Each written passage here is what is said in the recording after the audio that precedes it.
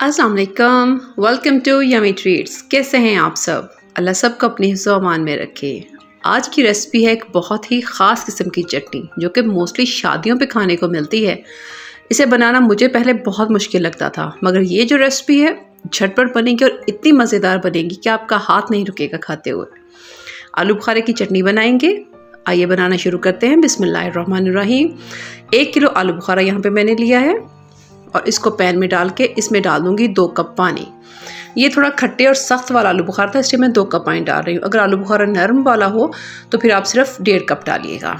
10 minute मैंने इसको boil किया तो इसके छिलके जो है वो अलग हो गए। अब हम इन छिलकों को रिमूव कर देंगे।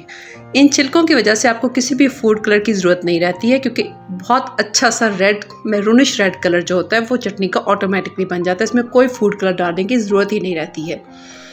अब इन सब छिलकों को हटा देंगे, इसमें से निकाल देंगे। और ये ऑप्शनल है, आप चाहें तो इसको मैश करें, चाहे तो ऐसे ही बना लें। मुझे मैश करके पसंद है, इसलिए मैं इस तरह से बनाती हूँ, वरना आप इसको वैसे भी बना लेते हैं, फिर वो पूरे आलू बुखारे वैसे ही चटनी में रहते हैं। हल्का से इसको मैश कर लेना है और उसके बाद फिर इसमें डाल देंगे चीनी। जैसे मैंने पहले कहा, ये थोड़े खट्टे आलू बुखारे थे, इसलिए मैं इसमें 400 ग्राम चीनी डाल रही हूँ। लेकिन अगर आप सॉफ्ट और मीठे वाले आलू बुखारे लेंगे तो फिर आप 1 किलो आलू बुखारे में 1 कप चीनी का शामिल करेंगे। और साथ में इसमें जाएगा ½ टी स्पून चिली फ्लेक्स यानी कि कुटी सुरख मिर्च और ½ टी स्पून ही नमक।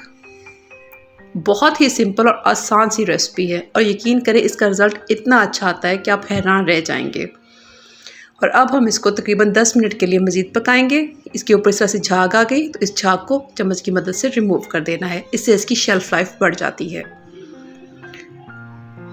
झाग को रिमूव कर देना है इसके ऊपर से।